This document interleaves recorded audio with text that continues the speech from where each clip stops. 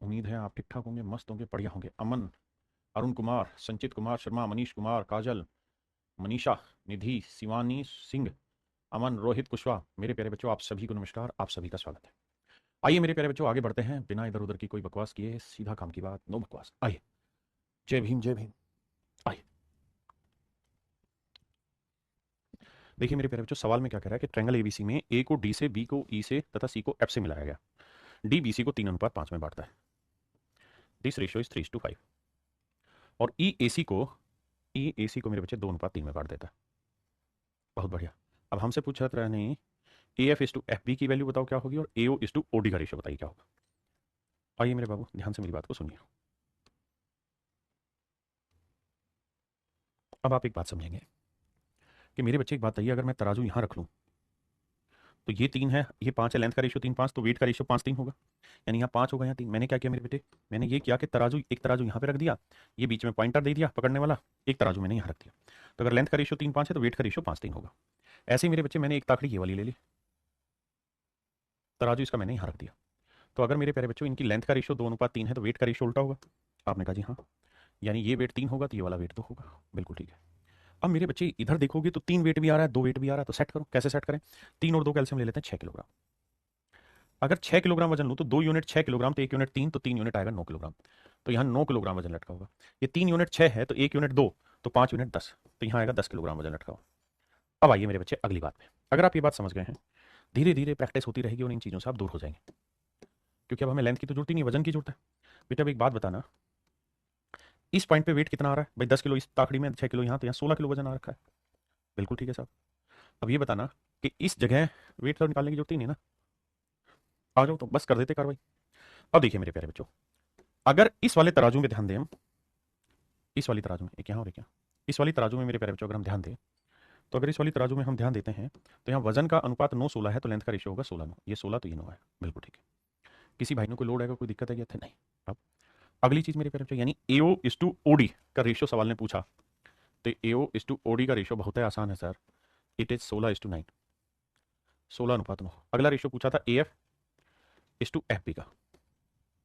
तो मेरे प्यारे बच्चे एक बात बताना, अगर यहां से तराजू को मैंने बैलेंस किया हुआ है और ये डंडा है, इधर अगर 10 किलो वजन लटका हुआ है तो इधर भैया 9 किलो वजन लटका हुआ है। तो अगर वजन का अनुपात 10:9 है तो लेंथ का रेशियो क्या होगा बेटे, 9:10। यानी ये लेंथ 9 होगी और ये 10 वजन है तो ये लेंथ 10 होगी। तो A F is to F B का रेशियो हो जाएगा मेरे प्यारे बच्चों 10:9। तो 16/9, 10/9 मेरा राइट आंसर होगा। अब बताइए कितने भाई इस बात से सहमत है, 10/9, 16/9, 10/9, 16/9। तो ऑप्शन बी मेरे प्यारे बच्चों राइट आंसर। हाँ जी, करिए। बस एक दो सवाल और है कराऊंगा इस पे, ताकि आपकी अच्छे से प्रैक्टिस हो जाए, ऐसा कोई भी सवाल पेपर में आए तो आप आसानी से करें। हाँ है ना, देखिए नो कैसा है, सारा मास पॉइंट ज्योमेट्री का वही बेसिक फंडा जो सिखाया उसी का इस्तेमाल करके बनाने लग रहा हूँ, कुछ नया नहीं।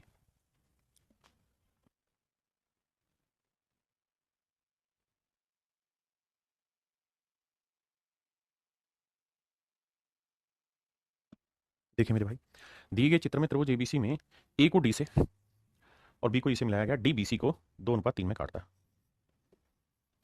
ओ ए डी को 3:5 में।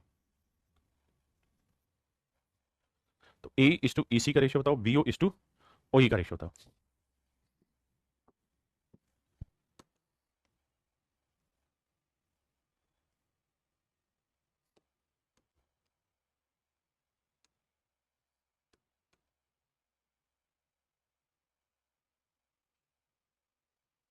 आइए मेरे प्यारे बच्चों, देखिए यार तराजू यहाँ पे बैलेंस कर रही है, कहता है लेंथ का रेशियो 3:2 है तो वेट का रेशियो 2:3 हो जाएगा। यहाँ तराजू बैलेंस कर रही है इस पॉइंट पे, लेंथ का रेशियो 3:5 तो वेट का 5:3 हो जाएगा। समझने की कोशिश करना, लेंथ का रेशियो 2:3 है तो ये 3:2 हो जाएगा। तो यहाँ पे कुल मिला के कितना वेट आ रहा है, 3 और 2 5 किलो। यहाँ लेंथ का रेशियो 3:5 है तो वेट का रेशियो 5:3, यहाँ 5 आएगा तो यहाँ कितना वेट आएगा, 3 आएगा। अब मेरे प्यारे बच्चों यहाँ पे ऐसा वजन ले लो जो 5 को ही भाग दे दे, 3 को ही भाग दे दे, तो कुल मिला के साहब यहाँ वजन ले लो 15 किलो। अगर यहाँ वजन 15 किलो लोगे मेरे बेटे, तो 3 यूनिट 15, तो 1 यूनिट 5, तो 5 यूनिट 25, तो यहाँ वजन आएगा 25 किलो। देखिए छोटी छोटी बातें, बेसिक चीजें समझने की कोशिश करिए। यहाँ वजन 3 है, यहाँ 2 है, तो 3 और 2 5, 5 यूनिट 15 किलो, तो 1 यूनिट 3 किलो, तो 3 यूनिट 9 किलो, तो यहाँ वजन आएगा 9 किलो। और यहाँ वजन आएगा 3 दूनी 6 किलो। ये भी बात आपने सही कही सर। अब अब मेरे प्यारे बच्चों कहानी को आगे पलटते हैं। अब हमसे क्या क्या पूछा उस बात पे चर्चा करते हैं। हमसे पूछा A E is to E C, A is to E C, तो मेरे प्यारे बच्चे बताओ, अगर इनके वजन का अनुपात 25 है तो लेंथ का रेशियो 6:25 होगा। बिल्कुल ठीक है। तो ए इज टू ई सी 6/25 होगा, पहली चीज। ए इज टू ई सी 6/25, वो केवल और केवल ऑप्शन डी में। अगला हमसे पूछा है B O is to O, B O is to O, B O is to O. अब जरा ध्यान देना, इसको कैसे कैलकुलेट करें। मेरे बच्चे एक बात बताना, ये 25 किलो वजन है, ये 6 किलो वजन है। अगर मैं तराजू को यहां बैलेंस करने लगूं इस डंडे पे, तो यहां कितना वजन आ रहा होगा? ये 6 किलो है, ये 25 किलो, तो ये बाबू 31 किलो वजन आएगा। आपने कहा साहब बिल्कुल ठीक है, 31 किलो वजन आएगा, इसमें कौन मना कर सकता है आपको? ये वजन 31 किलो है। और अगर मेरे बेटा ये वजन 31 किलो है और ये डंडा मैं इस बार यहां ले रहा हूं बैलेंस का, तो ये वजन है 9 किलो, ये वजन है 31 किलो, तो वेट का रेशियो 9 31 है, तो लेंथ का रेशियो 31 9 होगा। ये 31 होगी तो ये लेंथ 9 होगी। तो B O is to O का रेशियो 31:9, 31:9 होगा। मतलब मेरे प्यारे बच्चों ऑप्शन बी मेरा करेक्ट आंसर, और ना सॉरी माफ करिए, ऑप्शन डी मेरा करेक्ट आंसर। आइए मेरे प्यारे बच्चों, लास्ट क्वेश्चन चल रहे हैं हम मास पॉइंट ज्योमेट्री पे, और उम्मीद है आपको समझ आएगा। अब इसका जवाब आपको खुद देना हर एक बच्चे को, क्योंकि असली था कॉन्सेप्ट, और अगर कॉन्सेप्ट समझ में आ गया फिर कुछ बचा नहीं।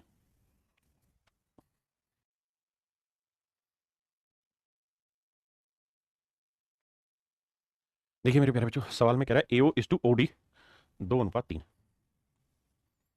बीडी इज टू डीसी 3:5 है। तो हमें A F is to F B का रेशियो बताना और ए इज टू ई सी का बताना। आइए मेरे प्यारे बच्चों, देखो यार, हर किसी को बेसिक कॉन्सेप्ट ही समझना चाहिए। जो तराजू का वजन इधर उधर मैं कर रहा था ना, कि भाई उंगली पे कितना वजन आएगा कहाँ, वही है मेरे प्यारे बच्चों असली बेसिक कॉन्सेप्ट। अगर आप वो समझ गए उसका सवाल में मुझे नहीं लगता है किसी भाई बहन को दिक्कत रही होगी। ऐसा है ही नहीं मेरे पढ़ाई हुए में जहां दिक्कत में छोड़ू। मैं कॉन्सेप्ट पे पूरा वजन डालता हूँ, धीरे कराता हूँ बट कॉन्सेप्ट पे पूरा वजन डालता हूँ। आइए अब मेरे प्यारे बच्चों तराजू लेते हैं।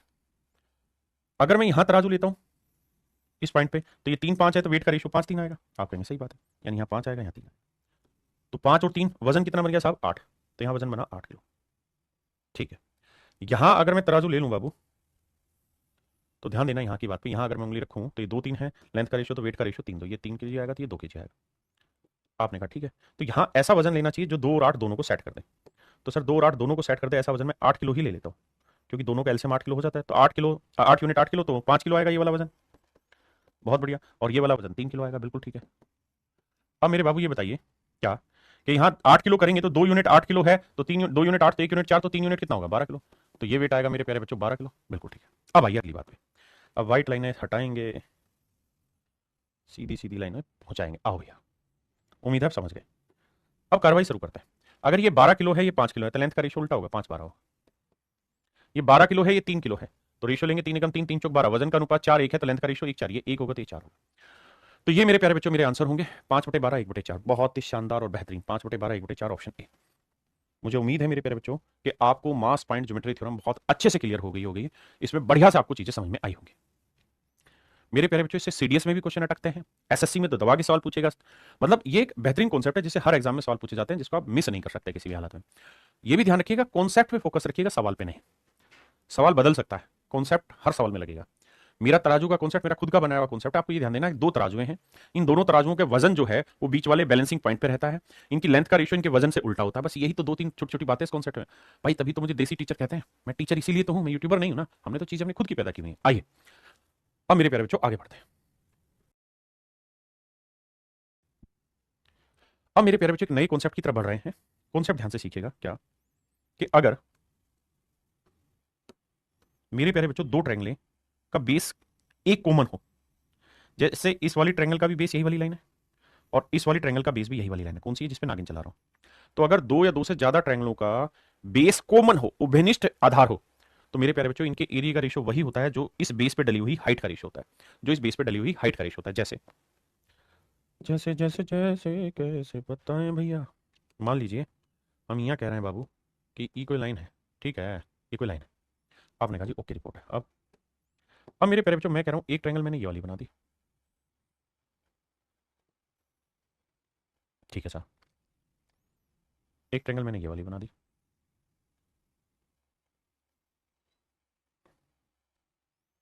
एक ट्रायंगल मैंने ये वाली बना ली,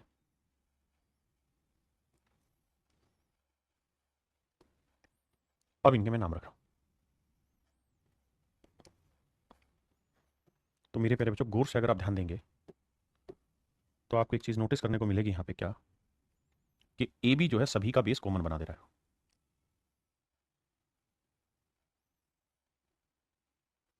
मेरे प्यारे बच्चों इस वाले एल्टीट्यूड की लेंथ है ए, इस वाले एल्टीट्यूड की लेंथ है बी, और इस वाले एल्टीट्यूड की लेंथ है सी।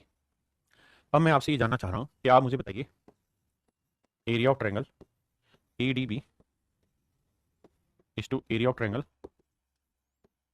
ए C B is to area of triangle A E B. इनके एरिया का रेशियो बताइए क्या होगा, बात खत्म। हाँ जी बताइए। देखिए भाई, अगर मैं कहूँ एडीबी का एरिया बताओ मेरे प्यारे बच्चों, तो आप मुझे एक चीज कहेंगे कि सर देखिए ये तो हो गया आपका बेस, ठीक है जी, ये ट्रायंगल है, और ये वाली आपकी क्या हो गई हाइट, तो half into base into height हो गया एरिया। तो ये हो गया हाफ इंटू बेस हो गया ए बी, और हाइट हो गई मेरे प्यारे बच्चों ए। ये हो गया हाफ इंटू बेस हो गया ए बी, और हाइट हो गई बी। हाफ इंटू बेस हो गया ए बी, और हाइट हो गई मेरे प्यारे बच्चों C. Half A B, half A B, half A B cut गया मेरे प्यारे बच्चों कॉमन आगे सभी में, तो आंसर आया A is to B is to C. यही मेरे प्यारे बच्चों मेरा कॉन्सेप्ट है, यही मैं समझाना चाह रहा हूँ कि अगर दो या दो से ज्यादा त्रिभुजें हैं, दो या दो से ज्यादा त्रिभुजें हैं, और अगर उनका जो बेस है वो कॉमन है, सारी ही ट्रायंगलों में सेम कॉमन है। देखिए एक कॉन्सेप्ट वो बताया था जिसमें ये कहा था कि भाई दो या दो से ज्यादा त्रिभुज है जिनका बेस एक स्ट्रेट लाइन पे लाई करता हो, वो वाला कॉन्सेप्ट था। ये था कि बेस ही कॉमन हो, यानी एक ही लाइन हो, इसी लाइन को बेस तीनों ट्रायंगल ने लिया हुआ है। तो इनके एरिया का रेशियो वही होगा मेरे प्यारे बच्चों जो इनके अल्टीट्यूड की लेंथ का रेशियो है, जो इनके अल्टीट्यूड की लेंथ का रेशियो है। हाँ जी, अब मैं कहानी समझा रहा हूं। कहानी क्या है, ध्यान देना बाबू। मान लीजिए ये कोई क्वाड्रिलेटरल है, ये कोई क्वाड्रिलेटरल है, कोई भी हो सकती है, मुझे भी नहीं पता क्या है, लेकिन कोई क्वाड्रिलेटरल है। मान लीजिए मैंने यहां से एक डायगोनल खींच दिया, ठीक है। अब आपको क्या बोलेगा, अब आपको एक बात कहेगा कि सर यहां से एक अल्टीट्यूड खींचा गया यहाँ पे सामने वाली भुजा पे, एक अल्टीट्यूड खींचा गया सामने वाली भुजा पे, ये दोनों अल्टीट्यूड खींचे गए, दोनों अल्टीट्यूड खींचे गए। ये क्वाड्रिलेटरल है ए बी सी और डी। इसका नाम है ई, इसका नाम है एफ। मैं सवाल में आपको कह रहा हूं या दे रहा हूं कि भाई बी ई की जो लेंथ है वो 14 सेंटीमीटर है, डी ई की जो लेंथ है वो 6 सेंटीमीटर है, और पूरी quadrilateral A B C D का जो एरिया है वो है 80 वर्ग सेंटीमीटर। तो आपने मुझे बताना ट्रायंगल का एरिया ए डी सी का, what is the area of triangle A D C. ये मेरे प्यारे बच्चों मेरा सवाल है, लगाइए दिमाग।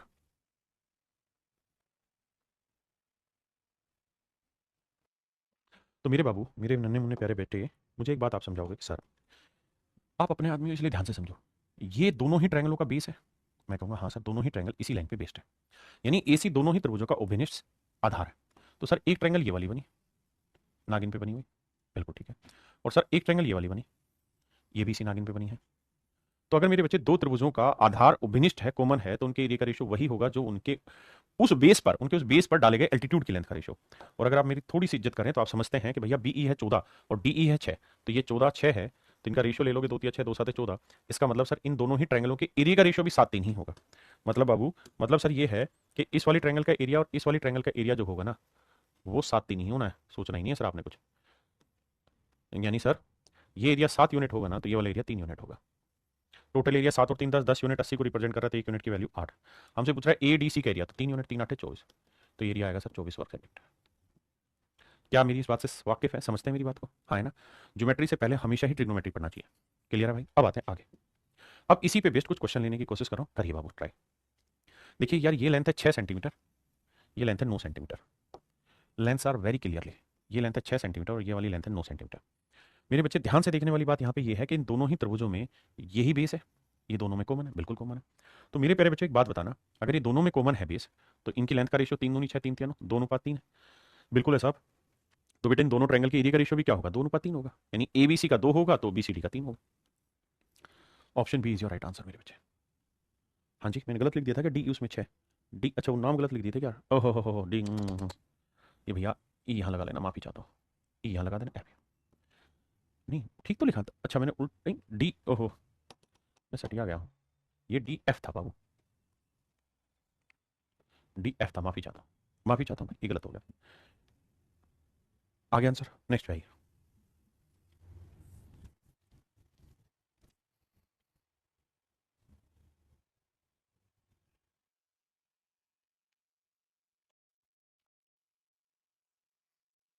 आइए मेरे बच्चे देखिए ध्यान से। मेरे प्यारे बच्चों, आइए इसे थोड़ा सा सिस्टम में लेके समझाने की कोशिश करते हैं। आइए मेरे प्यारे बच्चों, बहुत ही बेहतरीन कॉन्सेप्ट है। इतना ज़बरदस्त कॉन्सेप्ट है कि आप समझ नहीं पाएंगे इस कॉन्सेप्ट को। देखिए यार, सवाल में कह रहा है कि ये कोई ट्रायंगल है। कौन सी ट्रायंगल है साहब? ये वाली ट्रायंगल है, ए बी सी। ये एक त्रिभुज है जी, बहुत बढ़िया। और एक ट्रायंगल है ए डी सी, ये भी। सवाल में मेरे नन्हे मुन्ने बच्चों ये कह रहा है क्या, कि भैया ये दो मीडियन खींची हमने, एक मीडियन खींची है ये वाली, और एक मीडियन खींची ये वाली, यानी ये मध्य बिंदु से होकर जाने वाली सीधी लाइन है। सवाल ने ऐसा कहा है कि भाई एडी जो है वो मीडियन है, मतलब मध्य बिंदु से होकर मिल निकल रही है, और इनकी मीडियन की लेंथ का रेशियो 7:11 है। ठीक है भाई। अब मेरे प्यारे बच्चों, मैं आपसे कुछ चर्चा करना चाह रहा हूँ, अगर आप प्यार प्रेम से मुझे देखें तो सवाल की तरफ। चर्चा मैं ये कर रहा हूँ कि मैं यार ये ट्रायंगल ले रहा हूँ, एक ट्रायंगल ये वाली, इसमें मजा नहीं आ रहा, रेड कलर करते हैं, नहीं व्हाइट, इसमें भी मजा नहीं आ रहा। एक ट्रायंगल मेरे प्यारे बच्चों ले रहा हूँ मैं ये वाली, बहुत बढ़िया। एक ट्रायंगल ले रहा हूँ मेरे प्यारे बच्चों मैं ये वाली।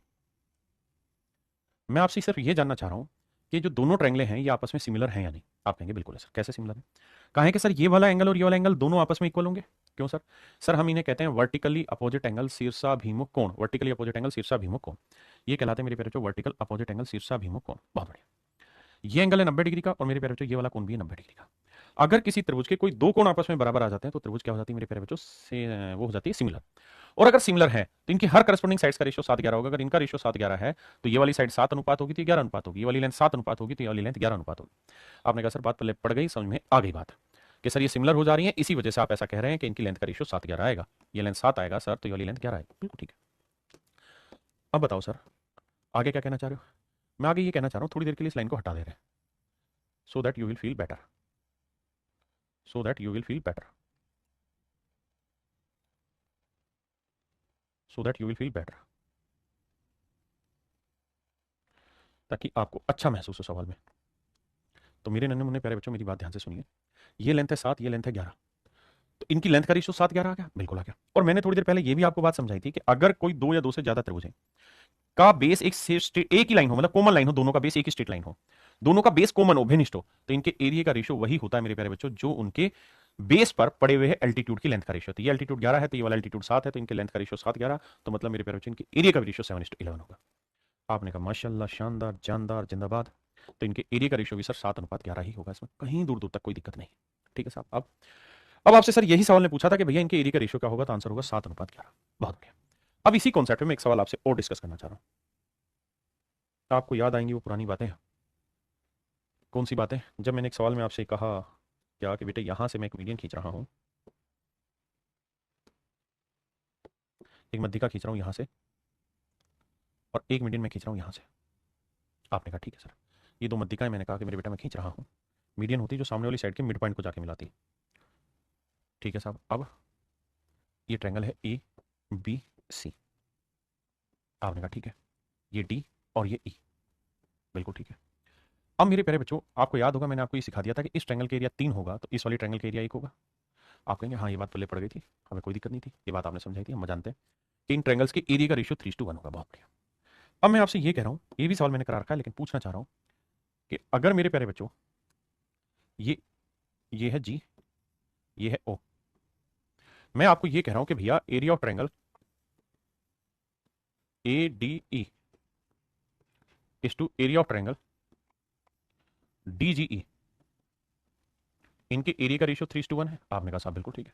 अगर इनके क्षेत्रफलों का अनुपात मेरे प्यारे बच्चों 3:1 है, तो मैं आपसे सिर्फ ये जानना चाह रहा हूं कि आप मुझे ये बता दीजिए कि एओ इज टू ओडी ओजी की लेंथ का रेशियो क्या होगा। एओ इज टू ओजी की लेंथ का रेशियो क्या होगा ये बताइए। वैसे मैंने ये भी करा रखा है आपको, लेकिन मैं जानना चाह रहा हूं A O is to O G calculate करके बता दो आप क्या होगा अगर आपको एरिया दिया हुआ हो तो है औकात निकालने की तो बताओ।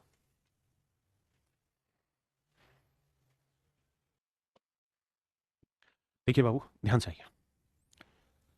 तुम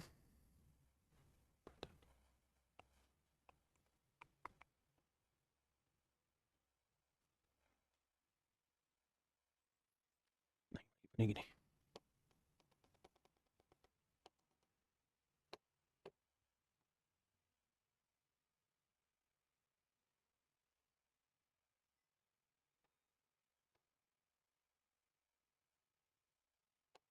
देखिए मेरे दोस्त, कहानी को समझाता हूं। मैं इस फिगर को दोबारा से बना रहा हूं, ऊपर वाली को, और थोड़ा टेढ़ा करके बना रहा हूं ताकि आप समझ पाए।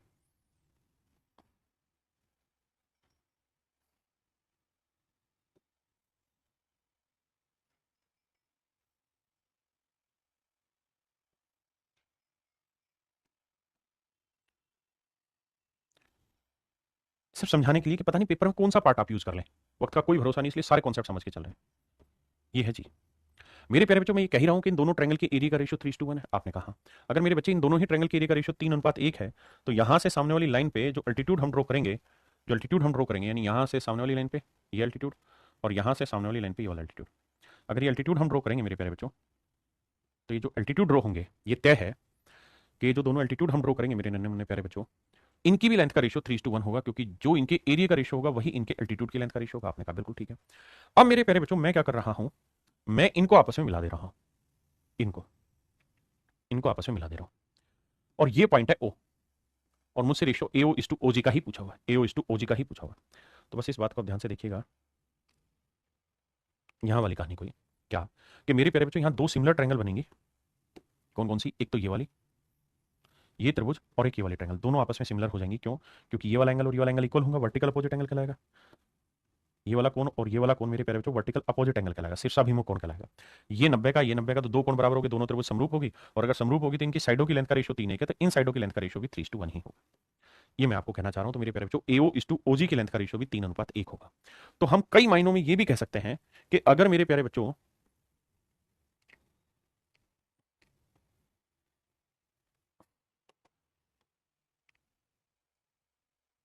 तो कई मायनों में मेरे प्यारे बच्चों हम ये भी कह सकते हैं कि अगर इन ट्रायंगल के एरिया का रेशियो 3:1 है, अगर इन दोनों त्रिभुजों के एरिया का रेशियो 3:1 है, तो इन पे जो अल्टीट्यूड डालोगे उनकी लेंथ का रेशियो भी 3:1 होगा। इनमें जो मीडियन खींचोगे ना उनकी लेंथ का भी रेशियो 3:1 ही हो जाएगा, उनकी मीडियन की लेंथ का रेशियो भी 3:1 हो जाएगा। हाँ है ना? तो ये मेरे प्यारे बच्चों एक कॉन्सेप्ट है जो मुझे लगता है आपको ध्यान रखना चाहिए। ये सवाल मैं करा ही चुका हूं। अब आते हैं मेरे प्यारे बच्चों अगले कॉन्सेप्ट पे। अगला कॉन्सेप्ट भी अपने आप में बहुत बेहतरीन है, आइए समझने की कोशिश करते हैं। मेरे प्यारे बच्चों, मैं क्या करता हूं, दो लाइनें पैरेलल खींच लेता हूं। एक लाइन है ये, आपने कहा ठीक है। दूसरी लाइन मेरे प्यारे बच्चों एक मैंने खींची, ये दोनों लाइनें पैरेलल है। ठीक है जी। पैरेलल लाइनें क्या होती हैं? ऐसी दो लाइनें जिनमें कुछ भी मतलब उनके हर एक बिंदु पे जो डिस्टेंस है वो इक्वल आए, और मेरे प्यारे बच्चों कहीं पर भी जाके वापस में ना मिले, ये होती पैरेलल लाइन। तो मेरे प्यारे बच्चों एक बात बताना, दो पैरेलल लाइन में एक खास विशेषता ये भी रहनी चाहिए कि हर एक बिंदु पे इनकी जो परपेंडिकुलर डिस्टेंस हो इक्वल आनी चाहिए। यानी मेरे प्यारे बच्चों ये वाली जो डिस्टेंस है, अगर ये डिस्टेंस h है, तो यहां पे भी करोगे ना तो ये वाली डिस्टेंस भी मेरे प्यारे बच्चों h ही होगी, ये वाली डिस्टेंस भी h ही होगी, और मेरे प्यारे बच्चों ये वाली जो डिस्टेंस है ना ये भी h ही होगी। मैं कहने का मतलब मेरा ये है कि दो पैरेलल लाइन के बीच की परपेंडिकुलर डिस्टेंस हमेशा ही हर जगह सेम रहती है, जिसे हम हाइट कहते हैं, हर जगह सेम रहती है। और अगर ऐसा है मेरे बच्चे, तो मैं आपके सामने एक ट्रायंगल बना रहा हूं, यहां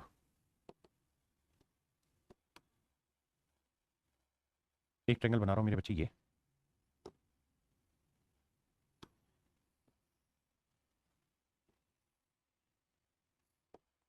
ABC, एक ट्रायंगल बना रहा हूं मेरे प्यारे बच्चों में ABC। दूसरी ट्रायंगल मेरे प्यारे बच्चों में बना रहा हूं ये D। तो मैं आपसे जानना चाह रहा हूं कि एरिया ऑफ ट्रायंगल ABC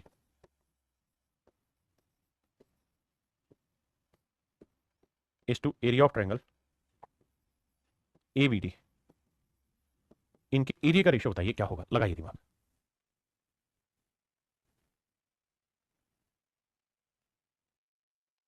तो आप एक बात कहेंगे कि सर आपने एक वक्त पे समझाया था हमें ये बात कि दो पैरेलल लाइन, वो वक्त कब आया था सर? वो पिछले साल आया था वक्त है, अभी अभी समझाया था डकनो, कि साहब अगर दो लाइनें आपस में पैरेलल हैं तो उनके बीच की परपेंडिकुलर डिस्टेंस हर जगह सेम रहती है। तो आप यहां लो या वहां लो, हर जगह कहीं पे भी लोगे तो एच ही आएगी। तो मेरे प्यारे बच्चों ABC, इस वाली ट्रायंगल का भी एरिया अगर हम निकालेंगे तो हाफ इंटू बेस हो गया AB, और हाइट हो गई h,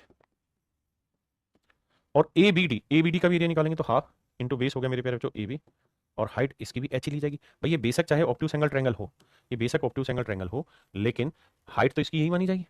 और अगर ऐसा है मेरे बाबू तो आप देखेंगे कि h से h गया, हाफ से हाफ गया, AB से भी गया, तो ये तो एरिया ही 1:1 आ गया। तो यहां से एक नया कॉन्सेप्ट आपको सीखने को मिल गया जिसे आप ध्यान रखेंगे, क्या कि अगर मेरे प्यारे बच्चों दो ट्रायंगल कहां बनाया हुआ है, इस बात को ध्यान दीजिए, मैं लिखवा देता हूं इस कॉन्सेप्ट को, पहले इंग्लिश में लिखवाता हूं या हिंदी में लिखवाता हूं। दो पैरेलल लाइन के बीच, पैरेलल लाइन के बीच वे एक ही आधार पर, दो पैरेलल लाइन के बीच में एक ही आधार पर, एक ही आधार को आप उभयनिष्ठ आधार भी कह सकते हैं, एक ही आधार पर बने त्रिभुजों का क्षेत्रफल समान होता है। बने त्रिभुजों का क्षेत्रफल समान होता है। समान होता है, हाँ जी, इंग्लिश में लिखवाता हूं। Triangles have equal areas if they are between two parallel line, they are between two parallel line and having a common base and having a common base। सवाल में ये कह रहा है कि एक उभयनिष्ठ आधार हो, एक उभयनिष्ठ आधार हो और दो पैरेलल लाइन के बीच में लाई करती हो। अगर ऐसी दो ट्रायंगलें हैं तो उनका एरिया हमेशा ही मेरे प्यारे बच्चों इक्वल होगा। मेरी बात समझ पाए? अगर दो त्रिभुजें हैं, ध्यान देना, अगर दो त्रिभुजें हैं, दो या दो से ज्यादा कितनी भी त्रिभुज हो, अगर वो किसी दो पैरेलल लाइन के बीच बनी हुई है, दो पैरेलल लाइन के बीच बनी हुई है और सर उनका बेस कॉमन है, उभयनिष्ठ है, तो उनके क्षेत्रफल भी हमेशा बराबर होंगे। जैसे एग्जांपल के तौर पे यहां लाता हूं, यहां ये मेरे प्यारे बच्चों, जैसे मेरे प्यारे बच्चों एक ट्रायंगल मान लीजिए मैंने बनाया इस बेस पे ये वाला, ठीक है, एक ट्रायंगल मैंने बनाया इस बेस पे ये वाला, एक ट्रायंगल मैंने बनाया इस बेस पे ये वाला। अगर आप ध्यान से नोटिस करेंगे इस बात को, तो आप इस बात को पाएंगे कि भाई तीनों ही ट्रायंगल का बेस क्या है, एक कॉमन है, और तीनों की तीनों ट्रायंगलें क्या है, दो पैरेलल लाइन के बीच में बनी हुई है। तो मेरे प्यारे बच्चों इस ट्रायंगल का एरिया, इस ट्रायंगल का एरिया और इस ट्रायंगल का एरिया, तीनों ही ट्रायंगल का एरिया इक्वल होगा। हाँ ना, क्या होगा? इक्वल। अब ढक्कन बना मत उड़ाना। ढक्कन बना कैसे सर? कैसे? क्या फिर तुम नाराज हो जाओगे ढक्कन कहने पे?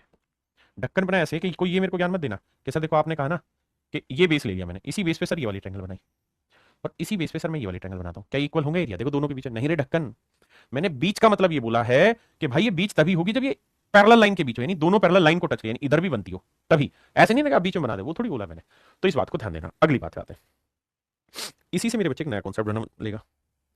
आपको तो याद ही होगा वो बातें कि भैया अगर ये दो पैरेलल लाइन है ना, ये पैरेललोग्राम है, इट इज ए पैरेललोग्राम, ये मेरे प्यारे बच्चों पैरेललोग्राम, हिंदी में हम कहते हैं समानांतर चतुर्भुज। तो इसमें खास बात ये रहती है समानांतर चतुर्भुज में कि इसकी आमने सामने की भुजाएं पैरेलल होती, इक्वल भी होती है, इसमें भी कोई दो राय नहीं, लेकिन पैरेलल होती है, ये मुझे समझाना है। A B is parallel to DC and it is also equal to DC. Same here is AD is parallel to BC। मेरी बात को बड़े ध्यान से सुना, दोनों लाइनें आपस में पैरेलल भी होंगी और मेरे प्यारे बच्चों दोनों लाइनें आपस में इक्वल भी होंगी। पहली बात तो ये, अपोजिट साइड इक्वल भी होंगी और पैरेलल भी। दूसरी बात, अगर मेरे प्यारे बच्चों ये पैरेलल लाइन है तो हमें और आपको पता रहना चाहिए कि इन पैरेलल लाइन के बीच की डिस्टेंस हर जगह सेम होगी। आपने कहा ठीक है सर, हमें इस बात में कोई दो राय नहीं है। अब मेरे बाबू एक बात आप ये भी जानेंगे कि अगर मैं इसको इससे मिला दूं तो ये ट्रायंगल को दो इक्वल एरिया में बांट देगी, दो इक्वल एरिया में बांट देगी। आप कैसे बांट देगी? मजाक चला रहे हो? मजाक ही चला रहा हूं, देखो ध्यान से कैसे बांट देगी। बेटा एक बार इधर आ जाओ, भाई ये वाली लाइन और ये वाली लाइन, दोनों पैरेलल लाइन के बीच की दूरी तो है बाबू। आपने कहा ठीक है, इसमें कोई दो राय नहीं। और अगर दोनों पैरेलल लाइन के बीच की दूरी, तो लेट्स से इसकी हाइट h है तो इसकी भी हाइट h ही होगी। हाँ सर, इसमें कोई दो राय नहीं है, आप मान सकते हैं इस बात को, हम मान सकते हैं इस बात को कि इनकी हाइट सेम ही होगी। ठीक है जी। अब मेरे प्यारे बच्चों एक बात बताना, अगर मैं यहां से इसके टुकड़े टुकड़े करके कुत्तों को खिला दूं, मैं मतलब इनके टुकड़े कर दूं, ऐसे दो हिस्सों में बांट दूं, तो आप मुझे ये बताना area of triangle A B C is to area of triangle A C D, इनके एरिया का रेशियो बता सकते हैं आप क्या बता सकते हैं सर? और हमें ये बात भी पता है कि ए बी और डी सी बराबर होंगे। अगर ये लेंथ एक्स लोगे तो ये लेंथ भी एक्स लेनी होगी, और ये आपने एल्टीट्यूड खींचा है सर इस पे। तो सर एक मोटी मोटी बात समझिएगा कि अगर मैं इस वाली ट्रायंगल के एरिया आपसे पूछूं तो इस वाले ट्रायंगल के एरिया होगा half into base into height, A B C half into base into height. ऐसे ही मेरे प्यारे बच्चों इस वाली ट्रायंगल की अगर हम बात करें तो बेस हो गया एक्स और हाइट हो गई एच, तो इस वाली ट्रायंगल का एरिया होगा half into base into height. आप कहेंगे बिल्कुल ठीक है। तो मेरे प्यारे बच्चों आपने एक चीज नोटिस की कि ये और ये कट के 1:1 आ गया, यानी इक्वल एरिया हो गया, 1:1 में आ गया। बहुत गहरी बातें चल रही, बहुत वक्त लगेगा, धीरे धीरे समझोगे। बिल्कुल सही है सर, ये 1:1 में बांट रही है। अब आगे, अब मेरे बच्चे मैं आपको कहना ये चाह रहा हूं कि जितना एरिया इस ट्रायंगल का होगा ना उतना ही एरिया इस पूरी ट्रायंगल का होगा। यानी अगर डायगोनल खींचते हो तो दो इक्वल एरिया में बांट देती। और अगर आपको पैरेललोग्राम का एरिया निकालना हो ना, तो आप ये बताओ इस वाली ट्रायंगल का एरिया क्या होगा इस वाली का? तो आप कहेंगे कुछ नहीं sir, half into base into height, half base हो गया एक्स और हाइट हो गई एच, तो इस वाली का भी एरिया यही आएगा, half into base into height. तो इसे डबल कर दूंगा तो पूरी पैरेललोग्राम का एरिया आया एक्स इंटू एच, पैरेललोग्राम का एरिया आया मेरे प्यारे बच्चों एक्स इंटू एच। मतलब ये मेरे प्यारे बच्चों कि अगर ये पैरेललोग्राम है और ये इस साइड की लेंथ ए है, इस साइड की लेंथ बी है, पैरेललोग्राम है, ध्यान देना। तो मेरे प्यारे बच्चों अगर आपको ये वाली लेंथ दे रखी है, इन दोनों पैरेलल लाइन के बीच की परपेंडिकुलर डिस्टेंस दे रखी है, और लेट्स से ये डिस्टेंस h है, तो पैरेललोग्राम का जो एरिया है ना बाबू, वो हो जाएगा a इंटू एच, यानी ये साइड और इसके ऊपर डाला गया एल्टीट्यूड की लेंथ। और अगर मेरे प्यारे बच्चों आपको ये वाले एल्टीट्यूड की लेंथ रखी है, यहां से यहां तक की लेंथ दे रखी है, यानी इस वाले वर्टेक्स से सामने वाले पे हाइट अगर दे रखी है, अगर ये वाला दे रखा है, तो मेरे बाबू इसकी हाइट h है, तो इस पैरेललोग्राम का एरिया हो जाएगा b इंटू एच, यानी ये बेस दे दिया और ये हाइट दे दी, ये बेस दे दिया, ये हाइट दे दी, तो ये दोनों पैरेललोग्राम के एरिया कहलाता है। दोनों ही मेरे प्यारे बच्चों पैरेललोग्राम का एरिया कहलाता है। हाँ जी, अब मैं इस सवाल पे वापसी लौटता हूँ। क्या ये सर आपको ये कहानी समझ में आ गई? बिल्कुल आ गई। मैं आपको भी एक चीज कह रहा हूँ कि भाई अगर मान लीजिए कोई पैरेललोग्राम है, ये कोई पैरेललोग्राम है, ये लेंथ है ए, ये लेंथ है ए। अगर मेरे बच्चे मैं यहां से यहां कोई पॉइंट लेना चाह रहा हूं, ए बी सी डी, बड़े ध्यान से मेरी बात सुनिए मेरे बाबू, मैं आपको कहना यहां पे ये चाह रहा हूं, और ये ले लेता हूं मैं कोई पॉइंट ई, कि अगर इन दोनों पैरेलल लाइन के बीच की डिस्टेंस, इन दोनों पैरेलल लाइन के बीच की परपेंडिकुलर डिस्टेंस एच दी हुई है आपको, अगर इन दोनों पैरेलल लाइन के बीच की परपेंडिकुलर डिस्टेंस एच है, तो मेरे प्यारे बच्चों पैरेललोग्राम का एरिया क्या होगा? Area of quadrilateral A B C D. तो आप कहेंगे ये आपने अभी समझाया कि सर बेस ले लो ए और हाइट हो गई एच, लेकिन अगर मेरे प्यारे बच्चों मैं आपसे कहूं कि area of triangle A E B बताइए क्या होगी, ए बी का एरिया बताइए क्या होगा? तो आप मुझे कहेंगे सर ए ई बी का जो एरिया हो जाएगा वो हो जाएगा हाफ इंटू बेस हो गया ए और हाइट हो जाएगी एच।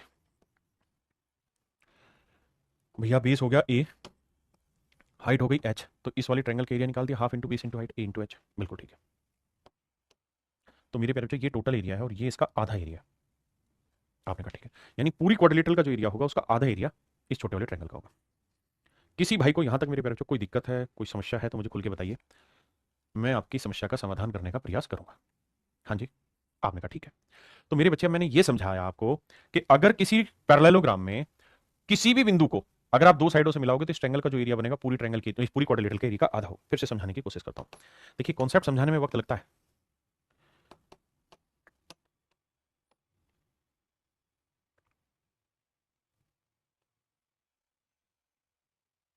अब मेरे प्यारे बच्चों में इस ट्रायंगल को यहां, इस पॉइंट को यहां ले जाऊंगा तब भी इस ट्रायंगल का एरिया पूरी पैरेललोग्राम का आधा होगा, यहां ले जाऊंगा तब भी आधा होगा, यहां ले जाऊंगा तब भी आधा होगा, यहां ले जाऊंगा तब भी आधा होगा, यहां ले जाऊंगा तब भी आधा होगा, यहां लाऊंगा तब भी आधा और यहां लाऊंगा तब भी आधा होगा। यहां डायगोनल बन गया, यानी इस लाइन पे मैं इस बिंदु को कहीं पे भी रखूंगा ना मेरे प्यारे बच्चों, कहीं पे भी रखूंगा तो ये हर हाल में मेरे पैरेललोग्राम का आधा एरिया बनाएगा। अब बताइए कितने बच्चे इस बात को समझ गए कि ये हर हाल में मेरे प्यारे बच्चों आधा एरिया बनेगा पैरेललोग्राम का? हाँ है ना? ऐसे ही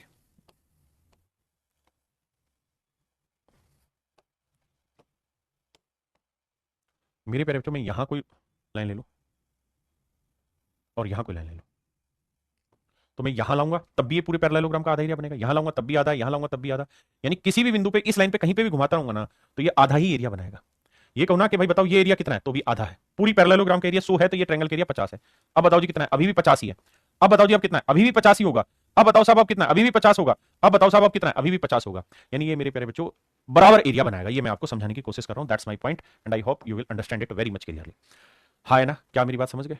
ये पैरेललोग्राम में, रोम्बस में, स्क्वायर में, रेक्टेंगल में हर एक में अप्लाई होगा। इस बात को ध्यान रखिएगा। यानी अगर मैं यहां पे एक रेक्टेंगल बना दूं बाबू मेरे, ये मैंने रेक्टेंगल बना दिया, रेक्टेंगल समझते हो ना, आयत जिसे कहते हैं, और मैं यहां से एक लाइन यहां ले जा रहा हूं और एक लाइन यहां ले जा रहा हूं, तो मेरे प्यारे बच्चों ये वाला एरिया भी आधा ही होगा पूरी रेक्टेंगल का, ये भी आधा होगा। ये कहीं पे भी मैं इस बिंदु को ले जाऊं रेक्टेंगल का एरिया आधा ही होगा, है ना? कहीं पे भी ले जाऊंगा इट विल बी हाफ। जरूरी नहीं ये ऐसे हो, ये ऐसे भी हो सकता है कि मैं यहां लाऊं, यहां लाऊं। बहुत बार कंफ्यूजन क्रिएट कराएगा, ये बिल्कुल मिड पॉइंट पे दे देगा तो बच्चे को लगेगा आधा है, अगली बार वो यहां दे देगा, बच्चे को लगेगा ये अलग हो गया तो सर जी ने पढ़ाया नहीं, यहां दे देगा वो और अलग लगेगा। भाई ये यहां दे, यहां दे, यहां दे, यहां दे, कहीं पे भी दे दे, ये एरिया पूरी रेक्टेंगल का आधा ही होगा। ये मैं आपको समझाने की कोशिश कर रहा हूं। यही सब मेरे प्यारे बच्चों आपका पैरेललोग्राम में भी चलना है, यही सब मेरे प्यारे बच्चों आपका रेक्टेंगल में चलना है, यही सब आपका स्क्वायर में भी चलना है। हाँ है ना? स्क्वायर में मीन्स में इस बार एक बहुत प्यारा सवाल दिया, सवाल ये दिया कि भैया ये कोई वर्ग है, ये कोई वर्ग दिया, ठीक है, और बहुत चालू था पेपर वाला, उसने क्या किया, यहां एक ट्रायंगल बना दी और पूछा इसका एरिया कितना होगा। अच्छा वो इतना चतुर कि ये साइडों की लेंथ दे दी, इसे x मान लिया, इसे y मान लिया और घुमा लिया पूरे सवाल को, जबकि बच्चा ये समझ ही नहीं पाया कि इस ट्रायंगल के एरिया चाहे वो यहां हो, चाहे वो यहां हो, चाहे वो यहां हो या मिड पॉइंट पे हो, हर जगह पूरी क्वाड्रिलेटरल का आधा होगा, स्फीयर का आधा एरिया होगा। यहां करोगे तब भी बच्चे को लगा अगर यहां होता तो आधा हो जाता, अगर यहां दे दिया तो आधा थोड़ी होगा यार, यहां तो ये कुछ और ही कहानी बन रही। नहीं बाबू, जहां मर्जी हो हर जगह आधा ही होगा, ये मैं समझाने की कोशिश कर रहा हूं और उम्मीद है आपको ये बात अच्छे से समझ में आ गई होगी, क्योंकि इसी पे बेस्ड अब आगे आने वाले टाइम में क्वेश्चन ले रहा हूं। आखिरी कॉन्सेप्ट ले रहा हूं मेरे प्यारे बच्चों, ये कोई पैरेलल लाइन है,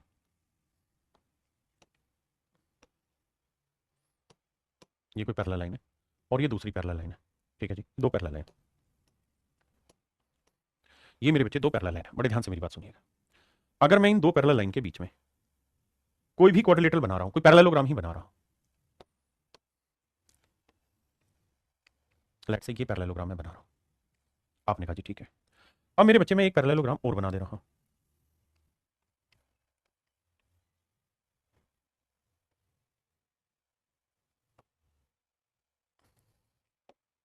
ए बी सी डी, और ये पॉइंट है A B C D E F. तो मेरे प्यारे बच्चों, जितना area of parallelogram A B C D का होगा ना मेरे बाबू, उतना ही area of triangle, area of quadrilateral A B E and F का होगा। मोटी बात मैं यहां क्या समझाना चाह रहा हूं, मैं यहां ये कहना चाह रहा हूं मेरे बाबू कि अगर दो पैरेलल लाइन के बीच में दो पैरेललोग्राम बने हैं, लेकिन दोनों ही पैरेललोग्रामों की एक साइड कॉमन है, ध्यान से देखोगे तो ये जो लाल रंग की नागिन मैं घुमा रहा हूं, ये दोनों ही पैरेललोग्राम की कॉमन साइड है। आपने कहा ठीक है जी हाँ। तो अगर मेरे प्यारे बच्चों दोनों पैरेललोग्राम की एक साइड कॉमन हो और दोनों पैरेलल लाइन के बीच में बने, जैसे एक लाइन ये थी, एक लाइन ये, इसी के बीच में ये वाली सफेद वाली बनी और इसी के बीच में ये येलो कलर वाली बनी है, तो मेरे प्यारे बच्चों दोनों अगर एक ही नागिन पे बनी हुई है, यानी एक साइड दोनों की बराबर है, तो जो एरिया इस वाली पैरेललोग्राम का होगा ना बाबू, वही वाला एरिया इस वाली पैरेललोग्राम का भी होगा, ये याद रखिएगा। ये मेरे प्यारे बच्चों याद रखिएगा, बहुत ही जबरदस्त शानदार जानदार कॉन्सेप्ट है जो आपको दिया है, don't miss it, if you miss it you will pay it. ये कॉन्सेप्ट है कि भैया अगर मान लीजिए ए बी कॉमन है दोनों ही पैरेललोग्राम में, तो इस पैरेललोग्राम का जो एरिया होगा वही एरिया मेरे प्यारे बच्चों इस पैरेललोग्राम का भी होगा, इस पैरेललोग्राम का भी एरिया वही होगा। क्यों? क्योंकि दो विशेषताएं होनी चाहिए, एक तो दो पैरेलल लाइन के बीच होना चाहिए, दूसरा बेस कॉमन होना चाहिए। ठीक है जी, और दो पैरेलल लाइन के बीच से मतलब क्या सर? दो पैरेलल लाइन के बीच से मतलब है कि दोनों पैरेलल लाइन के बीच की डिस्टेंस बराबर होती है, कहीं पे भी लोगे तो डिस्टेंस बराबर होगी, एच होगी, और बेस है मान लीजिए ए, तो एरिया होता है पैरेललोग्राम का ए इंटू एच। तो अब ध्यान देना, अगर आप ये वाली पैरेललोग्राम लेंगे, इसका एरिया भी यही तो हुआ, बेस इंटू हाइट। आपने कहा ठीक है साहब, इसमें कोई दो राय नहीं। अब अगर मेरे प्यारे बच्चों मैं आपको ये कहूं कि मैं ये वाली पैरेललोग्राम ले रहा हूं जिसमें मैंने नागिन घुमाई हुई है पूरे में, तो इसका एरिया भी बेस इंटू हाइट ही होगा, तो इस वजह से दोनों पैरेललोग्राम का मेरे प्यारे बच्चों एरिया बराबर हो जाता है। ये मेरा कहने का अर्थ है यहाँ पे। अब कितने बच्चे इस बातों को, इन बातों को समझ गए हैं, वो हाथ उठाएं और ताली बजाएं और घर को लौट जाए। हम तो ठहरे परदेसी, साथ क्या निभाओगे, तुम जो ठहरे परदेसी, साथ क्या निभाओगे, सुबह वाली गाड़ी से तुम तो लौट जाओगे। करिए मेरे बच्चे, just focus on parallel lines concept that I delivered to you, my dear student. If you focus on your concept, then everything will be clear. Nitish Kumar ji, आकाश सरोज जी, अभिषेक कुमार, वाह, मोहित गैडलिंग, गादलिंग, ये कौन सा गोत्र हुआ भाई? मोहित बाबूराव गादलिंग। चलिए मेरे प्यारे बच्चों, इस बात को समझो, हमेशा टीचर में और यूट्यूबर में फर्क होता है। मैं टीचर हूं, मैं कॉन्सेप्ट बहुत अच्छे से डिलीवर करूंगा आपको, बहुत वक्त लेकर डिलीवर करूंगा। आइए, कहता है एक त्रिभुज और एक समानांतर चतुर्भुज एक ही आधार पर और समान समांतर रेखाओं के बीच है। देखिए जी, एक चतुर्भुज और एक समानांतर, एक त्रिभुज और एक समानांतर चतुर्भुज, ये होगी मेरे प्यारे बच्चों दो मतलब पैरेललोग्राम। तो ये तय है कि दोनों लाइनें आपस में पैरेलल है, बिल्कुल है साहब। दूसरी कहानी ये भी ध्यान रखिएगा कि बाबू आईसी के अंदर एक ट्रायंगल बनी है, एक ही आधार और समांतर त्रिभुज और समांतर, ठीक है। कह रहा जी यही हमने एक ट्रायंगल बनाई हुई है, तो ये ट्रायंगल बना दी, तो बाबू ट्रायंगल यहां बनाओ, यहां बनाओ, यहां बनाओ, कहीं पर भी बनाओ, एरिया ट्रायंगल का क्या होगा मेरे भैया? आधा होगा। ठीक है जी, ट्रायंगल का एरिया क्या होगा? आधा। तो क्वाड्रिलेटरल का एरिया और ट्रायंगल का एरिया, ट्रायंगल का एक होगा तो क्वाड्रिलेटरल का एरिया दो होगा। ऑप्शन बी, ऑप्शन बी, पहले हमने ट्रायंगल लिखा फिर पैरेललोग्राम। कहता है एबीसीडी एक चतुर्भुज है जिसमें एबीसीडी के पैरेलल ये दे रखा है। कहता है पी और क्यू बिंदु हैं, दो बिंदु हैं, तो बी क्यू सी का क्षेत्रफल 80 है, बी क्यू सी का। देखिए मेरे बच्चे, हम तो ठहरे परदेसी, सुबह वाली गाड़ी से हम तो लौट जाएंगे। देखिए मेरे बच्चे, ये है बी क्यू सी, तो बी क्यू सी जो है उसका एरिया पूरी पैरेललोग्राम के एरिया का क्या होगा मेरे प्यारे बच्चों? आप कहेंगे आधा होगा। क्या होगा बाबू? आधा होगा। पूरी पैरेललोग्राम के एरिया का मेरे प्यारे बच्चों आधा होगा, पूरी पैरेललोग्राम के एरिया का आधा होगा। आपने कहा मान लिया, यानी मेरे बेटा बी क्यू सी का जो एरिया होगा, अगर वो उसने दिया हुआ है 80, यानी ये वाला एरिया मेरे प्यारे बच्चों अगर 80 दिया हुआ उसने, तो पूरी पैरेललोग्राम का एरिया कितना निकल के आ जाएगा? 160। 80 का डबल 160 है। हाँ सर, हम ये बात मानते हैं और आपकी बात की इज्जत करते हैं, हमें समझ में आ गई ये बात 160। अब मेरे प्यारे बच्चों एक बात बताना, पूरी पैरेललोग्राम का एरिया 160 है, बिल्कुल है। अब मैं आपसे जानना ये चाह रहा हूं मेरे बेटे कि मुझे इस वाली ट्रायंगल का एरिया बताओ। तो सर ये भी पूरी पैरेललोग्राम का आधा ही घूमना है, इसमें दिक्कत थोड़ी है, ये भी आधा ही होना है। तो पूरी पैरेललोग्राम का एरिया अगर 160 है बाबू, पूरी पैरेललोग्राम का एरिया 160 है, तो इस वाली ट्रायंगल का एरिया होगा 80, इसका भी 80 होगा। और यही आपसे मेरे बच्चे पूछा होगा कि भैया इसका एरिया बताइए क्या होगा। तो मेरे बच्चे 80। आइए, नजर नजर का खेल है, नजर नजर में बात। देखिए सवाल में कह रहा है A B C D and A B E F are parallelogram, which ones are parallelogram my dear? These two are parallelogram, this one is parallelogram, नागिन पे विशेष फोकस रखिएगा, दिस वन इज पैरेललोग्राम। और साहब और कौन सी पैरेललोग्राम है मेरे बच्चों? दूसरी भी पैरेललोग्राम, ध्यान देना, जो नागिन थी उसी पे फोकस रख रहा हूं, इसी पे, ये भी पैरेललोग्राम है सर। तो मेरे प्यारे बच्चों अगर दो पैरेललोग्राम है और दोनों में एक साइड कॉमन आ गई और उसी पैरेलल लाइन पे घूम रहे हैं, तो इस बात को ध्यान रखिएगा, समझा चुके हैं बाबू, कि जितना एरिया इसका होगा उतना ही दूसरी का होगा, नहीं दूसरी का एरिया भी 90 ही होगा। पहली बात, इसमें सोचना नहीं, इसमें सोचना नहीं। अगली बात कह रहा है एबीपी का एरिया बताइए। तो मेरे प्यारे बच्चों एक बात बताइए, मैं कोई भी पैरेललोग्राम ले रहा हूं, लेट्स से ये ले रहा हूं समझाने के लिए, तो बेटा ये बताओ इस पैरेललोग्राम का एरिया कितना है? तो आप कहेंगे 90 है, पीछे भी दिखाया। अगर इसका एरिया 90 है मेरे बाबू, इसका एरिया 90 है, तो एक बात बताओ, इस पैरेललोग्राम का एरिया 90 है, तो मैं यहां से यहां वाला एरिया लूंगा तो ये पैरेललोग्राम का आधा ही तो होगा। आपने कहा हाँ सर ये आधा होगा, तो इसका मतलब ए बी पी का एरिया कितना हो जाएगा? 45। बिल्कुल ठीक है सर, ये 45 होगा। देखिए फिगर जब तक आप बार बार बना बना के तोड़ मरोड़ के पेश नहीं करेंगे, आप सीखेंगे नहीं कभी भी। 45। अगला है कि B E F, B E F, B E F का एरिया बताइए। तो मेरे बेटे एक बात बताइए, बी ई एफ ये वाला एरिया बताना।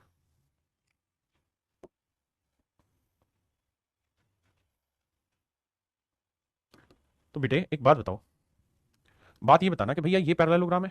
हाँ जी साहब ये पैरेललोग्राम है। इस पैरेललोग्राम का एरिया कितना है साहब? 90 है। अगर इसका एरिया 90 है तो डायगोनल खींच दिया, तो डायगोनल तो एरिया बाइसेक्टर होता है, तो इसका मतलब ये वाली ट्रायंगल का एरिया कितना आ जाएगा बी ई एफ का? तो सर ये पूरी पैरेललोग्राम का आधा हो जाएगा, तो ये 45 आएगा। दिल ने दी थोड़ी हवा मन। तो मेरे बच्चे आंसर आएगा 90 45 45, ऑप्शन ए। कॉन्सेप्ट पे फोकस करिए, that is very important in your every exam.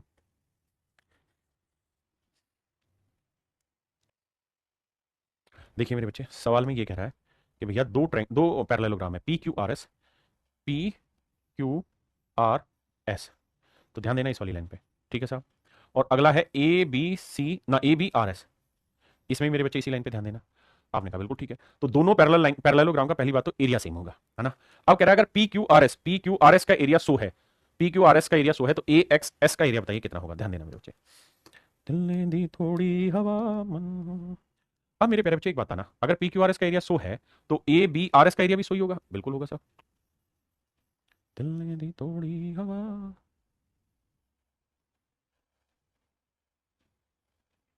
अब देखिए सवाल देखने में मजा आ रहा है नहीं आ रहा?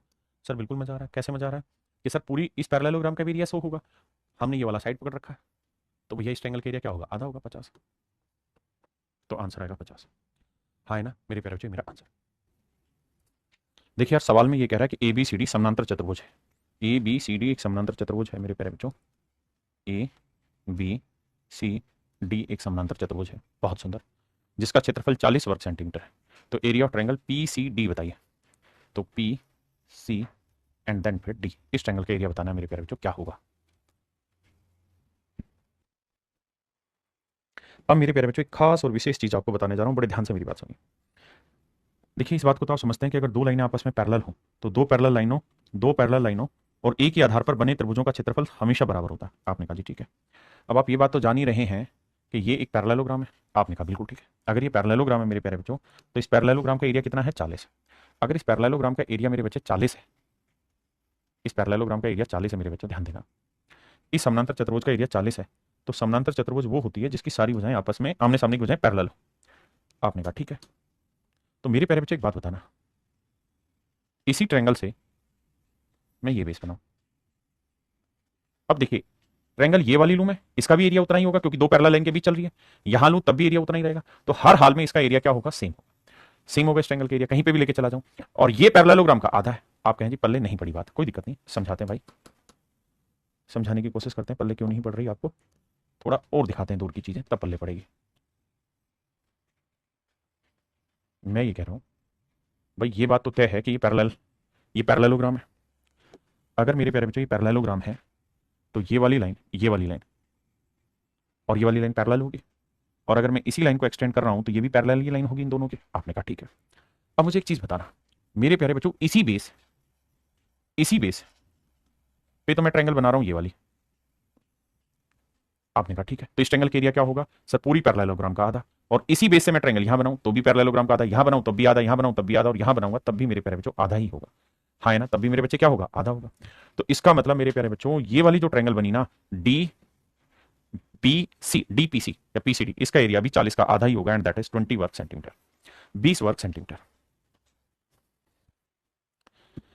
देखिए मेरे बच्चे, सवाल में कह रहा है कि भाई ये एबीसीडी पैरेललोग्राम है, इसका एरिया 70 है, तो पीबीसी का एरिया बताना है क्या होगा। तो ये बात आपको बताई कि मेरे बच्चे कहीं पे भी बनाओगे इसे तो ये एरिया हमेशा ही क्या होगा, आधा होगा। ये एरिया आधा होगा, यहां बनाओ यहां बनाओ यहां बनाओ, कहीं भी बनाओ आधा बने।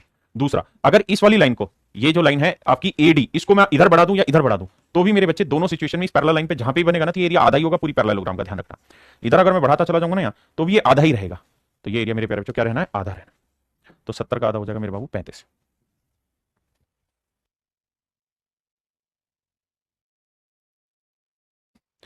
देखिए मेरे भाई, एबीसीडी पैरेललोग्राम है and X is the mid point of A B. कहता है एबीसीडी पैरेललोग्राम है, एबी का मध्य बिंदु एक्स है। If quadrilateral, if area of quadrilateral A X C D is 24, A X C D, कहता है A X C D quadrilateral है जिसका क्षेत्रफल है मेरे बच्चे 24 वर्ग centimetre. Then the area of triangle A B C, तो कहता है एबीसी का एरिया बताइए क्या होगा। मेरे प्यारे बच्चों एक बात बताना, थोड़ी देर के लिए कुछ चीजें छिपाऊंगा आपसे, क्योंकि जब तक कुछ छिपाएंगे नहीं तब तक आपको समझा पाएंगे नहीं। मेरे बच्चों मुझे सिर्फ ये बताना ईमानदारी से कि आपको ये बात बताई थी कि मेरे प्यारे बच्चों किसी भी ट्रायंगल में अगर उसके किसी वर्टेक्स से सामने वाली साइड के मिड पॉइंट को मिलाएंगे तो जो लाइन बनेगी वो मीडियन कहलाएगी, और ये एरिया बाइसेक्टर होती है, एरिया को दो बराबर इक्वल पार्ट्स में बांटती है। आपने कहा बिल्कुल ठीक है। अब सवाल में खुद ही कह रहा है बाबू कि एक्स जो है वो मिड पॉइंट है। अगर मेरे प्यारे बच्चों एक्स मिड पॉइंट है, आपने कहा ठीक है, अगर एक्स मिड पॉइंट है तो ये तय है कि ये मीडियन कहलाई, ये जो है मेरे प्यारे बच्चों मीडियन है।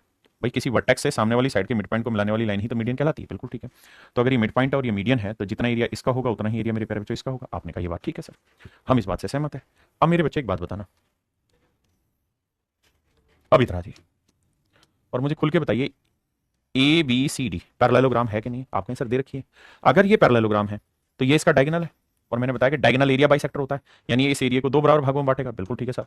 अगर ये दो बराबर भागों में बांटेगा तो ये एरिया एक और एक दो है, ये एरिया एक और एक दो है, एक और एक दो है, तो मेरे नन्हे मुन्ने प्यारे बच्चों ये वाला एरिया भी क्या होगा, दो।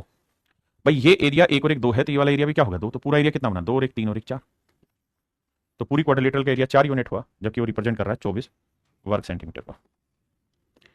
एक यूनिट की वैल्यू 6 वर्ग सेंटीमीटर। तो कहता है ए बी सी का एरिया याद करिए क्या होगा, तो ए बी सी का एरिया बताइए क्या होगा। तो ए बी सी का एरिया कितना बना मेरे बच्चे, एक और एक दो। आपने कहा तो दो यूनिट का एरिया कितना होगा, दो ठीक है 12। फिर से समझाता हूं मेरे बच्चे, भाई ये मीडियन है तो ये एरिया और ये एरिया इक्वल होगा 1 1। ये पैरेललोग्राम का डायगोनल है तो ये दो है तो ये भी दो होगा, तो दो और दो चार, पूरी पैरेललोग्राम का एरिया आ गया 4। हाँ है ना, लेकिन उसने क्या कर, मैंने गलत बना दिया, यहां दे रखा था ए एक्स सी डी, माफ करिए ए एक्स सी डी, माफी चाहता हूं, ए एक्स सी डी। ए एक्स सी डी कहां है, ए एक्स सी और डी, ये चतुर्भुज है। माफी चाहता हूं भाई, इस चतुर्भुज का एरिया कितना बना, तो आप कहेंगे दो इसका था एक इसका है, तो 3 यूनिट बना, तो 3 यूनिट 24 है, तो एक यूनिट कितना बना मेरे प्यारे बच्चों, 8। तो एक यूनिट 8 वर्ग सेंटीमीटर। अब मुझसे पूछ रहा है एबीसी का एरिया बताइए, किसका मेरे प्यारे बच्चों, ए बी सी का, इसका एरिया बताइए। तो एक और एक दो, दो यूनिट, दो 8 है 16 वर्ग सेंटीमीटर। तो ऑप्शन सी मेरे प्यारे बच्चों राइट आंसर होगा। हाँ जी, हाँ ये बिल्कुल ठीक है, वो ए एक्स सी डी है, मैंने ए बी सी डी पढ़ लिया था, ठीक है।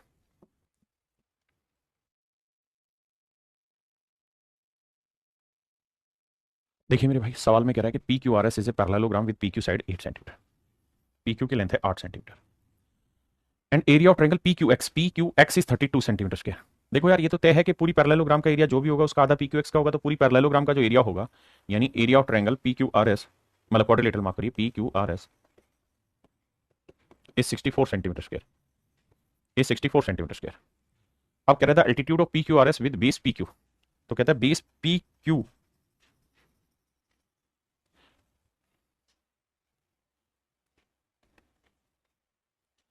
कहता है पी क्यू से इस बेस की हाइट निकालनी क्या होगी। आइए मेरे प्यारे बच्चों, यानी हमसे वो ये पूछ रहा है कि भैया यहां से ये जो हाइट ड्रॉ करनी है, ये जो हाइट है किसी भी बिंदु से, ये हाइट क्या होगी। देखिए मेरे बच्चे, दो तरीके हैं हाइट को ड्रॉ करने के, मतलब इसके हाइट की वैल्यू निकालने के। पहली बात तो ये कि आपको पता है कि पैरेललोग्राम का एरिया कैसे निकलता है ना, तो आप कहेंगे पैरेललोग्राम का एरिया निकलता है साइड की लेंथ गुना हाइट। 8 गुना ही हाइट h मान ले रहे हैं, और पूरी पैरेललोग्राम का एरिया दे रखा है 64, तो 8 8 64, तो मेरे प्यारे बच्चों हाइट निकल के आ गई 8 सेंटीमीटर। एक तो तरीका हुआ ये। दूसरा, हम दूसरा तरीका ये कर सकते हैं कि सल्टीट्यूड को यहां खींच लें। तो मेरे प्यारे बच्चों आप एक काम ये भी कर सकते हैं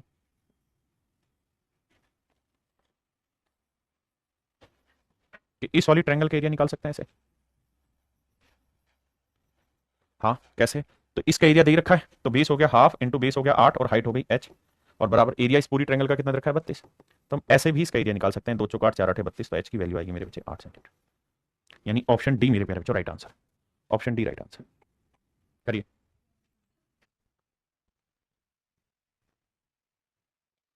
देखिए मेरे बच्चे एक बात बताइए, मैं आपसे एक बात जानना चाह रहा हूँ, मैं आपसे एक बात जानना चाह रहा हूँ। बात ये है मेरे प्यारे बच्चों कि अगर मान लीजिए ये कोई ट्रायंगल है, ये कोई ट्रायंगल है, दोस्तों ध्यान से सुनना, ये कोई त्रिभुज है,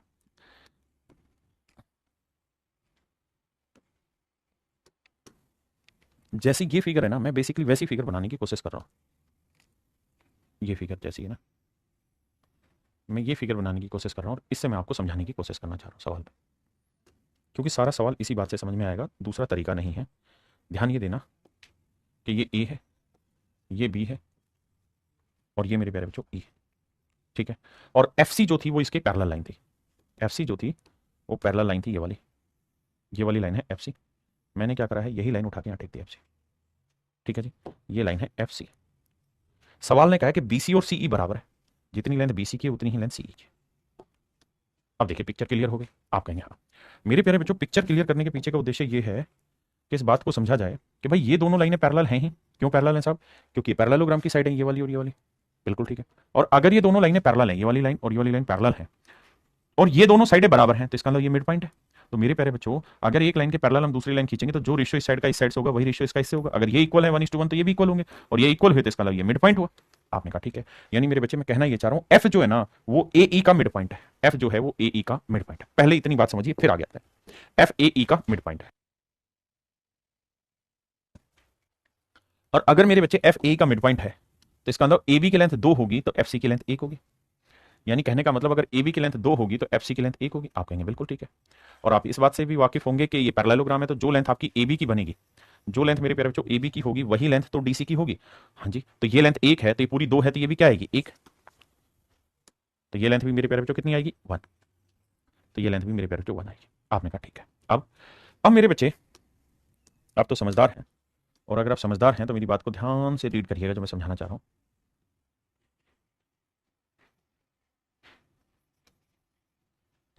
देखिए सारा गेम है विजुअलाइजेशन का, आप कितना अच्छे से चीजों को विजुअलाइज कर रहे हैं, है ना। अगर आपकी विजुअलाइजेशन ठीक है तो आपका सवाल करने का तरीका फिट होगा। आइए मेरे बच्चे, अब एक बात तो आप समझेंगे, और वो ये कि सर इस वाले वर्टेक्स से सामने वाली साइड के मिड पॉइंट को मैंने मिला दिया, क्योंकि एफ मिड पॉइंट मैंने प्रूफ कर दिया। अगर आप किसी बिंदु से सामने वाली भुजा के मध्य बिंदु को मिलाएंगे तो ये जो लाइन बनेगी ये मीडियन कहलाएगी, और मीडियन बेसिकली मेरे प्यारे बच्चों एरिया बाइसेक्टर होती है। तो ये एरिया एक होगा बाबू, तो ये वाला एरिया भी एक होगा, ये मैं कहना चाह रहा हूं।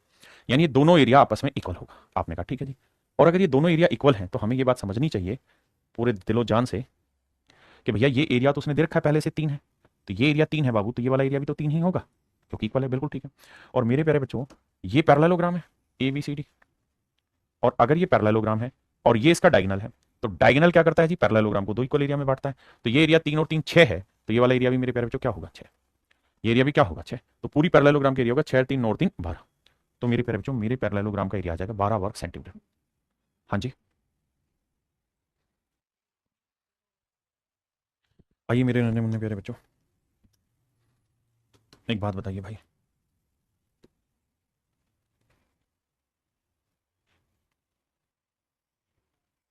ये ट्रायंगल दिखाई दे रही है जी? आप कह रहे हैं नहीं दिखाई दे रही, अब दिखाई दी भैया? हाँ सर अब दिखाई दे रही ट्रायंगल। तो बेटे इस ट्रायंगल पे आ जाइए, ये था सी, ये था मेरे बच्चे पी, ये था बी, ये कोई पॉइंट है क्यू, ये कोई पॉइंट है क्यू, ये रेशियो है 1:3। आपने कहा ठीक है। अब मेरे बच्चे एक बात ये भी मुझे बतलाइए,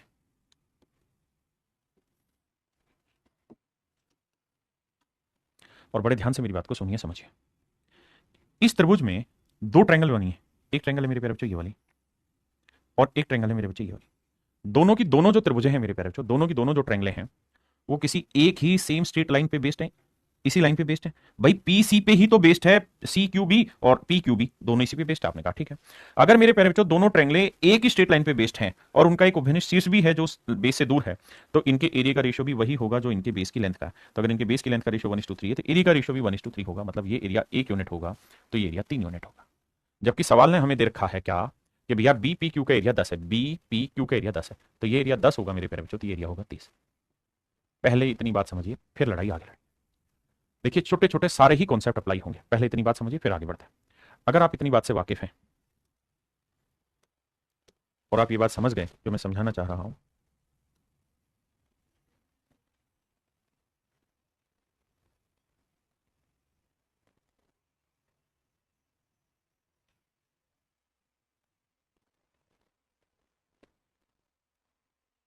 देखिए मैटर है विजुअलाइजेशन का, आप विजुअलाइज कर पाते हैं कि नहीं। अगर आप विजुअलाइज कर रहे हैं मेरे बाबू तो आप सब ठीक कर जाएंगे।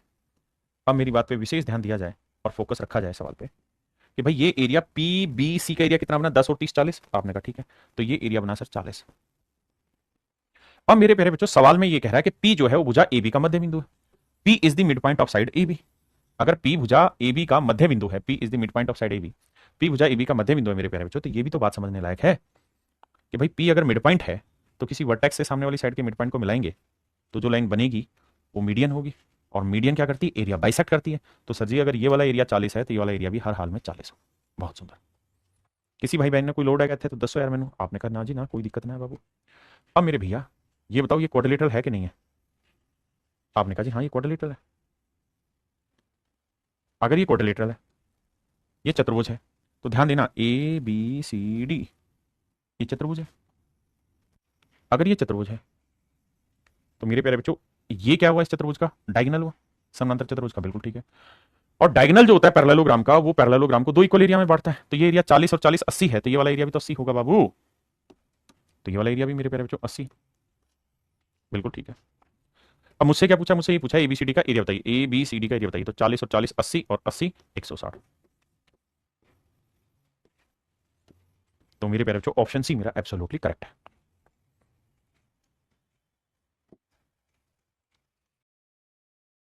आइए मेरे बच्चे, हालात गंभीर बनते जा रहे हैं। अजीत यादव भाई हालात गंभीर नहीं है, सोचने की कोशिश करो, धीरे धीरे शुरुआत में सबको मुश्किल होती है। सवाल में कह रहा है जी ये साइड और ये साइड तीनों ही आपस में बराबर है। अगर तीनों ही आपस में बराबर है मेरे बाबू तो एक बात को ध्यान से समझिएगा, सारा खेल विजुअलाइजेशन का है। मेरे प्यारे बच्चों एक बात बताना, ये जो लाइन है इस लाइन में ये वाली वैल्यू और ये वाली वैल्यू बराबर है, तो ये इसका मिड पॉइंट हुआ, बिल्कुल। अगर मेरे प्यारे बच्चों दोनों ही साइडों की लेंथ आपस में बराबर है तो ये मिड पॉइंट हुआ, बिल्कुल ठीक है। तो किसी वर्टेक्स से सामने वाली साइड के मिड पॉइंट को मिलाने वाली जो लेंथ होती है वो मीडियन कहलाती है। हाँ जी, सामने वाली साइड के मिड पॉइंट को मिलाने वाली लेंथ क्या कहलाती है, मीडियन कहलाती है। और अगर ये मीडियन है तो ये ट्रायंगल को दो इक्वल एरिया में बांटेगी, ये एरिया एक होगा तो ये एरिया भी एक होगा, बिल्कुल ठीक है। भाई ये एरिया एक हुआ तो ये वाला एरिया भी तो एक हुआ। हाँ जी, दूसरा अगर मोटी मोटी बात करोगे, ध्यान दोगे, तो इस वाली ट्रायंगल में आ जाइए आप कहेंगे बिल्कुल, तो सर इस वाली ट्रायंगल में ये वाली साइड और ये वाली साइड इक्वल है, तो ये मिड पॉइंट हुआ, और ये मिड पॉइंट हुआ तो ये मीडियन हुई तो ये इक्वल एरिया में बांटेगा, बिल्कुल ठीक है। आप कहेंगे ये बात बिल्कुल सही है सर, जितना एरिया इसका होगा उतना एरिया इसका होगा। अब मेरे प्यारे बच्चे एक बात बताना और खुल के मुझे मेरी बात समझाना, उसके बाद की चर्चाएं बाद में करूंगा आपसे। बात ये बताना कि इसी वाली क्वाड्रिलेटरल से, इसी वाली मतलब इसी वाली से तो ये वाला ट्रायंगल बना, और इसी वाली से ये वाला ट्रायंगल बना। एक ही बेस और दो पैरेलल लाइन के बीच में जो भी त्रिभुज बनते हैं उनके क्षेत्रफल बराबर आते हैं, है ना, यहाँ आ भी बराबर रहे। पहले इतना सोचो। तो अब मेरे प्यारे बच्चों मैं मोटी मोटी गल्ला कर रही हूं ऐसी तो कोल आइए कि मेरे प्यारे बच्चों अगर मैं इसको इससे मिला दूं तो आपको दिक्कत तो नहीं होगा। आप कहेंगे बिल्कुल नहीं होगा सर, दिक्कत क्यों दिक्कत होगा। भाई एक बात बताइए और ईमानदारी से समझाइए, ध्यान से देखोगे तो ये वाली जो लाइन है इसको तीन बराबर हिस्सों में बांटा गया। ये तो सवाल ही कह रहा है कि भाई इस वाली ट्रायंगल में ये तीन बराबर हिस्सों में बटा, यानी ये लेंथ एक है, ये लेंथ एक है और ये वाली लेंथ एक है। तो मेरे बच्चों ध्यान देना थोड़ी देर के लिए, कैसे भाई ये वाली जो ट्रायंगल बनी है ये भी इसी बेस पे, ये वाली जो ट्रायंगल बनी है इसका बेस भी इसी स्ट्रेट लाइन पे, और ये वाली जो ट्रायंगल बनी इसका बेस भी इसी स्ट्रेट लाइन पे। तीनों ही त्रिभुजों का जो बेस है वो एक ही स्ट्रेट लाइन पे लाई कर रहा है बीसी पे, और तीनों के बेस की लेंथ 1:1:1 है, तो इसका मतलब तीनों के एरिया का रेशियो भी 1:1:1 होगा। आपने कहा ठीक है, तो इसका मतलब मेरे प्यारे बच्चों ये वाला एरिया भी 1 होगा। अब मुझे एक बात बताना मेरे प्यारे बच्चों, ये है मेरी क्या पैरेललोग्राम, ADCB ABCD, अगर ये मेरी पैरेललोग्राम है तो मेरे प्यारे बच्चों ये मैंने डायगोनल खींचा, तो डायगोनल एरिया को कितने बराबर हिस्सों में बांटता है? 2 बराबर हिस्सों में। तो ये पूरा एरिया कितना होना? 1 और 1 2 और 1 3, तो ये एरिया 3 है, तो मेरे प्यारे बच्चों ये एरिया भी तो कितना होगा? 3 होगा। तो पूरी पैरेललोग्राम का एरिया कितना आ जाएगा? 6। अब सवाल पे आते हैं, यानी पूरी पैरेललोग्राम ABCD का एरिया होगा 6, तो APQ का एरिया क्या होगा? APQ का एरिया कितना है? 1, तो पहले वाले का आंसर आएगा 1:6। अब आते हैं आगे, एरिया ऑफ ट्रायंगल ABCD कितना है जी? 6, और area of triangle DPQ, D ये रहा, P ये रहा, Q, तो DPQ का एरिया भी कितना आ रहा है मेरे बच्चे? 1, तो आंसर होगा 1:6 6:1, तो ऑप्शन ए मेरा आंसर। ठीक है भाई, चलिए मेरे प्यारे बच्चों आज के लिए इतना ही, बाकी आपसे फिर मिलते हैं कल दोबारा। धन्यवाद आप सभी का। एक बात विशेष रूप से ध्यान रखिए, अगर आपका ज्योमेट्री पढ़ने में मन नहीं लग रहा है तो आप शायद सिलेक्शन लेने की तरफ भी नहीं जा रहे हैं। ज्योमेट्री में इंटरेस्ट क्रिएट करो, पढ़ने की कोशिश करो, समझने की कोशिश करो, मजा आएगा, लेकिन मजा तब आएगा जब आप रेगुलर पढ़ोगे नहीं तो फिर कहाँ का मजा आएगा तुम्हें। इसलिए प्लीज मजा लीजिए, लेकिन पढ़िए, ज्योमेट्री से निजात मत पाइए, ज्योमेट्री में घुस जाइए, इतना अंदर घुस जाइए कि ज्योमेट्री को समझने की कोशिश करें। Thank you, have a nice day to everyone. Thank you मेरे प्यारे, थैंक यू।